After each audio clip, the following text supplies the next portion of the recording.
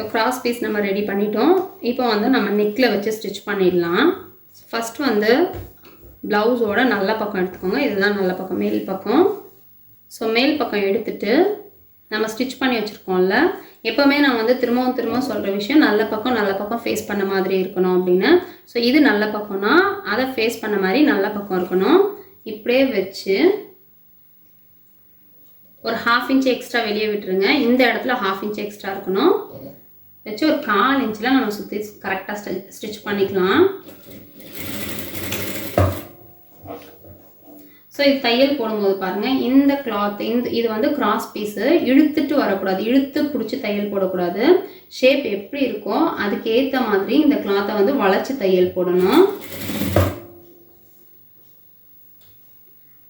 So கொஞ்சம் பாருங்கள், கரெக்டாக பார்த்தீங்கன்னா உங்களுக்கு புரியும். இந்த கிளாத் வந்து இங்கே பாருங்கள், இந்த கிட்ட போயிட்டு கிட்ட நான் இழுத்து தையல் போட மாட்டேன். ஸோ இப்படி வச்சுட்டு இந்த கிளாத் கரெக்டாக அரேஞ்ச் பண்ணிவிட்டு இந்த ஃபிங்கர் இருக்குது பார்த்தீங்களா, இந்த ஃபிங்கரை இந்த இடத்துல அழுத்தி பிடிச்சிப்பேன்.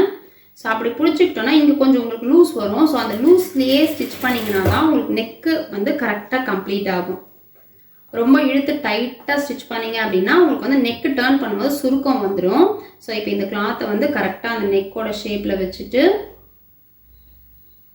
ஸோ அது நெக்கோட ஷேப்பில் கரெக்டாக ஃபிட் ஆனதுக்கப்புறம் இந்த ஃபிங்கரை வந்து இப்படி பிடிச்சிக்கோங்க, அப்போ நகராது. ஸோ இப்படி வச்சு ஸ்டிச் பண்ணுங்கள்.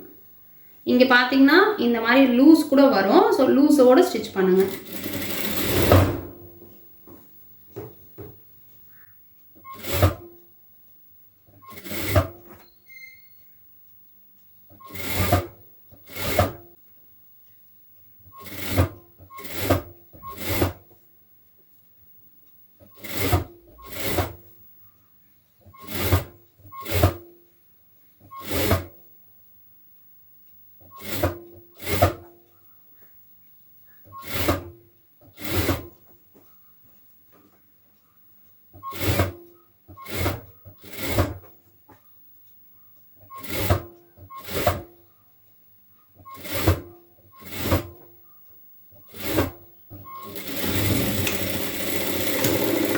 இப்போ கம்ப்ளீட் பண்ணிட்டோம். நான் சொன்ன மாதிரி அந்த ரவுண்டில் எத்தனை பீஸ் வந்ததோ அது மட்டும் தான் நான் ஜாயின் பண்ணியிருக்கேன். மேக்ஸிமம் வந்து ரவுண்ட் ஷேப் கட் பண்ணும்போது நீங்கள் கரெக்டாக அந்த கிராஸ் பீஸை கட் பண்ணிங்கன்னா உங்களுக்கு அந்த கிளாத்தே வந்து நெக் கம்ப்ளீட் பண்ணுறதுக்கு பற்றிடும்.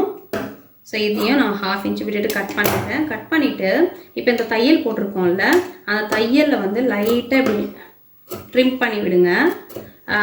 இது வந்து உள்ளே கட் பண்ணிடக்கூடாது, த்ரெட்டுக்கிட்ட போய் கட் பண்ணிடக்கூடாது. ஜஸ்ட்டு ட்ரிம்மு தான், கொஞ்சம் தூரத்துக்கு மட்டும் அந்த கட் பண்ணி விடுங்க. அப்போ வந்து நமக்கு டேர்ன் பண்ணும்போது சுருக்கம் இல்லாமல் நீட்டாக இருக்கும். இது கண்டிப்பாக பண்ணணுன்ற அவசியம் கிடையாது.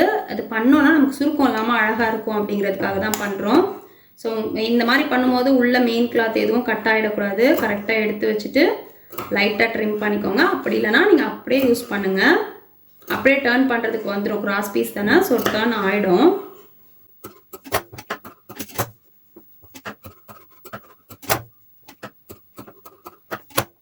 ஸோ இப்போ நாச் போட்ட அப்புறம் இப்படியே வந்து இந்த கிளாத்தை வந்து நல்ல பக்கமே டேர்ன் பண்ணிக்கோங்க. நல்ல பக்கம் எடுத்து வச்சுட்டு இந்த பிசுறு, அதாவது இந்த தையல் இருக்கிறது வந்து மேல் பக்கமாக இருக்கணும், நம்ம அட்டாச் பண்ண சைடில் இருக்கணும். வச்சுட்டு இந்த கிளாத்தை வந்து இப்படி ஃபோல்ட் பண்ணிவிடுங்க.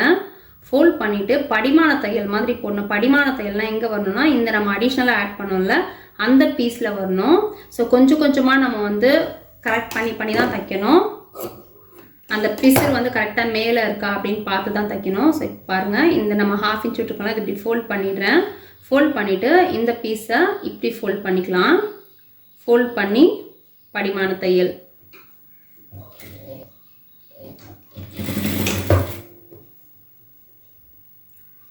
இது ஃபுல்லாக கவர் ஆன மாதிரி வச்சு தையல் போடணும், படிமான தையல்.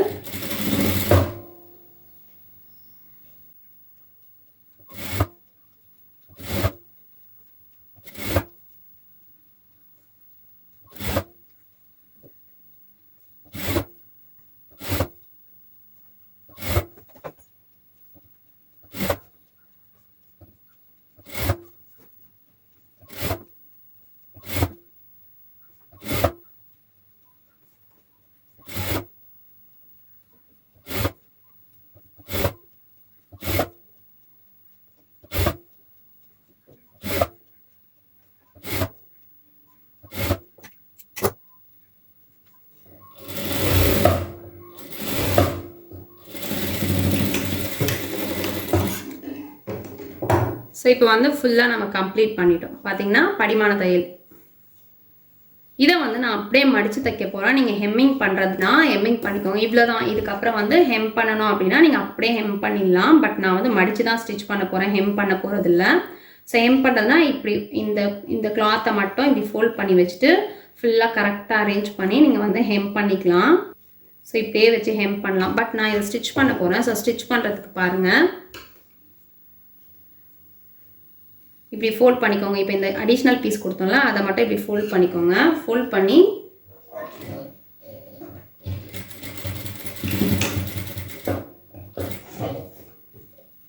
ஸோ இப்படி ஸ்டிச் பண்ணும்போது இந்த கிளாத்தை வந்து இப்படி வச்சுக்கோங்க. இப்படி வச்சுட்டு இந்த பக்கத்தை வந்து நல்லா கொஞ்சம் இந்த பக்கத்தை அழுத்தி விட்டுட்டீங்க அப்படின்னா சுருக்கம் இல்லாமல் இருக்கும். ஸோ நான் ஃபஸ்ட்டு சொன்ன மாதிரி தான், இழுத்து பண்ணக்கூடாது. இந்த கிளாத்தை வந்து இந்த இடத்துல அப்படியே டர்ன் பண்ணி விட்டுருங்க. டர்ன் பண்ணி விட்டுட்டு அந்த ஷேப்பை கரெக்டாக எடுத்துகிட்டு வந்துட்டு இப்படி அழுத்தி விட்டுட்டிங்கன்னா நீட்டாக கம்ப்ளீட் ஆகிடும். எப்போவுமே கிட்ட நம்ம அரேஞ்ச் பண்ணக்கூடாது. ஒரு 2 இன்ச் 3 இன்ச் தள்ளி பண்ணால் தான் நமக்கு அந்த ஃபினிஷிங் வந்து நீட்டாக இருக்கும்.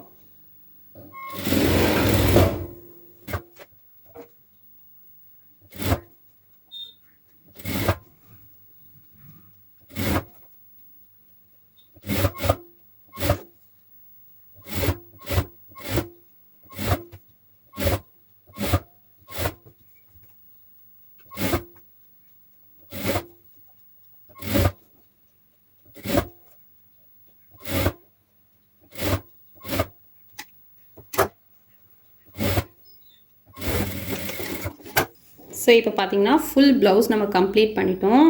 நெக்கெல்லாம் பாருங்கள், நமக்கு வந்து எந்த சுருக்கமும் இல்லாமல் நம்ம ஸ்டிச் பண்ணுறதுலேயே அழகாக வந்துடும்.